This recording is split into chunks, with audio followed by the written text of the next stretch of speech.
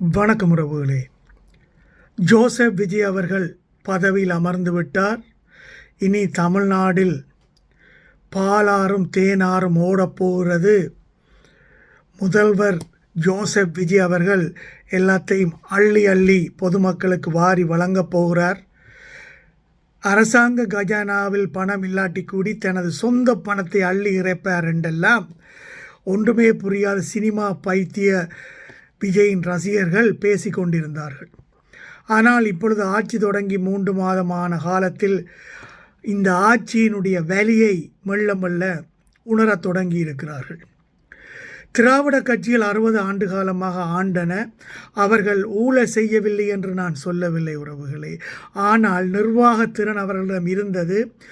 வட மாநிலங்களை ஒப்பிடும் பொழுது தமிழ்நாடு எவ்வளவோ உச்சத்தில் இருக்கிறது. கல்வியானாலும் சரி, சுகாதாரமானாலும் சரி, கட்டமைப்பு என்றாலும் சரி, சட்ட ஒழுங்கு என்றாலும் சரி, எல்லாவற்றிலுமே தமிழ்நாடு முன்னிலையில் தான் இருக்கிறது.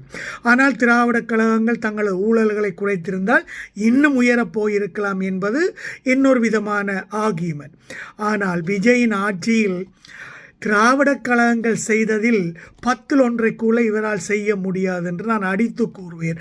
அதற்கு காரணம் அவருக்கு நிர்வாகத்தை பற்றி தெரியாது. அவரின் கீழ் இருப்பவர்களுக்கு எல்லாமே சூனியம். இதனால் விஜய் ஆட்சியால் எதையுமே சாதித்து விட முடியாது உறவுகளே. அண்மை செய்தி பத்திரிகைகள் வந்திருக்கிறது. பிருத்திவிராஜ் என்றவர் சிறப்பான கட்டுரை ஒன்றை எழுதி வெளியிட்டிருக்கிறார். ப்ராப்பர்ட்டி டேக்ஸ் 4 மடங்கு உயர்ந்திருக்கிறது. 300 வீதத்திலிருந்து 400 வீதம் வரை சில இடங்களில் உயர்ந்திருக்கிறது உறவுகளே. எந்தவித முன்னறிவித்தலும் இல்லை. இப்படி முன்னறிவித்தல் இல்லாமல் ஒரு அரசாங்கம் எப்படி செயல்பட முடியும்? கைட்லைன் வேல்யூ ஒரு இடத்தில் உயரும் பொழுது உறவுகளே, இந்த ப்ராப்பர்ட்டி டேக்ஸ் எல்லாம் தானாகவே உயர்ந்துவிடும். அந்த கைட்லைன் வேல்யூவை உயர்த்தும் பொழுது அவர்கள் அறிவித்தல் கொடுப்பதில்லை. அதற்கு மாறாக இந்த வேல்யூவேஷன் செய்பவர் எல்லாரும் அரசாங்க பணியாளர்களும் அல்ல. இவர்கள் அவுட் சோர்ஸ் பண்ணி விடுவார்கள். வாரவர்களுக்கு பொதுமக்களின் வேதனை புரியாது. அவர்கள் கண்டபடி எல்லாம் கணக்கு போட்டு பில்லை அனுப்புவார்கள். முன்பு எல்லாம் கட்டிடங்களை எல்லாம் கொண்டே டேப்பால் அளந்துதான் அதன் அடிப்படையில் டேக்ஸ் கணக்கெடுப்பார்கள். இப்பொழுதெல்லாம் ட்ரோன் கேமராவை வைத்து ஒரு ப்ராப்பர்ட்டியை மெஷர் பண்ணுகிறார்கள். அது தேவையில்லாத சில ஏரியாக்களையும் சேர்த்து பில் எல்லாத்தையும் அனுப்பி விடுவதால் மக்கள் நொந்து போய் இருக்கிறார்கள். பாதிக்கப்பட்டவர்கள் யாராவது இருந்தால் அவர்கள் போய் நேரடியாக மாநகர சபையில் முறையிட வேண்டுமா? அப்போ நொந்தவர்கள் தான் போய் அரண்மனையில் முன்னால் நின்று மணி அடித்து, பசுவை மாதிரி மணி அடித்து, ஐயா எங்கள் குறையை கண்டுகொள்ளுங்கோள் என்று சொல்ல வேண்டுமாம். தாங்களா எதையுமே பிளான் பண்ணி செய்ய மாட்டார்களாம் உறவுகளே. உங்களுக்கு ஞாபகம் இருக்கிறதா உறவுகளே? எடப்பாடியின் ஆட்சி காலத்தில், அப்பொழுது கொரோனா காலம், அரசாங்கத்துக்கு பணப்பற்றாக்குறை இருந்தது. ஆனாலும் அதிமுக அரசு சொத்து வரியை ஏற்றவில்லை, பால் விலையை ஏற்றவில்லை, கரண்ட் பில்லை ஏற்றவில்லை. ஏனென்றால் கொரோனாவில் பாதிக்கப்பட்டிருந்த ஒரு தமிழ்நாட்டு மக்களுக்கு மேலும் வரி சுமைகளையோ விலைவாசிகளை ஏற்ற வேண்டாம் என்று எடப்பாடியார் திண்ணமாக இருந்தார்.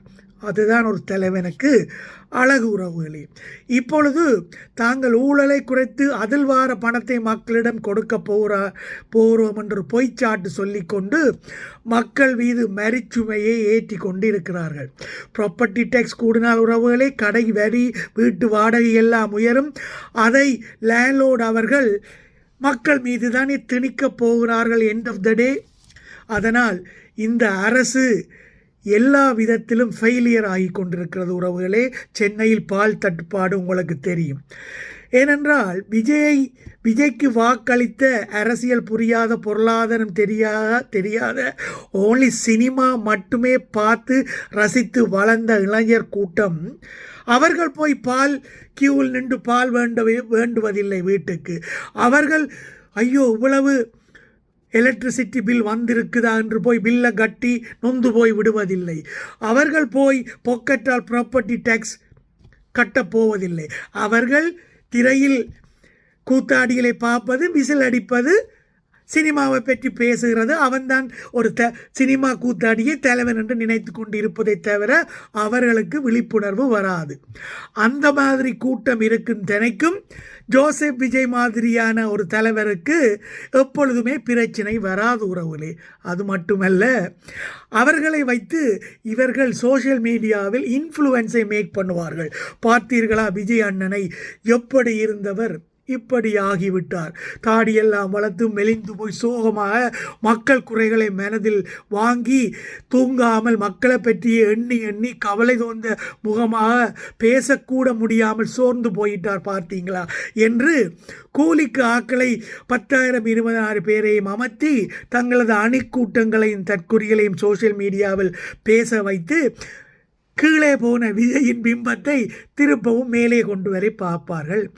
இதை தவிர இந்த ரீல்ஸை போட்டு திருப்பவும் ஏதாவது விஜயின் இமேஜை உயர்த்துவதற்கு முயற்சிப்பார்களே ஒழிய அவர்களால் உண்மையாக களத்தில் பொருளாதாரத்திலேயோ அல்லது பெண்கள் பாதுகாப்பிலேயோ அல்லது போதைப் பொருட்கள் கட்டுப்பாட்டிலேயோ விலைவாசியல் தடுப்பிலேயோ காவிரி பிரச்சனையிலேயோ மீனவர் பிரச்சனையிலேயோ மாணவர் பிரச்சனையிலேயோ சட்ட ஒழுங்கு எதிலுமே அவர்களால் எதுவுமே செய்ய முடியாத ஒரு ஆட்சி. அந்த ஆட்சிக்கு ஒரு நடிகன் தலைவன். அப்போ எப்படியான ஒரு ஆட்சியை மக்கள் எதிர்பார்க்கலாம்? இதைத்தானே எதிர்பார்க்கலாம் உறவுகளை.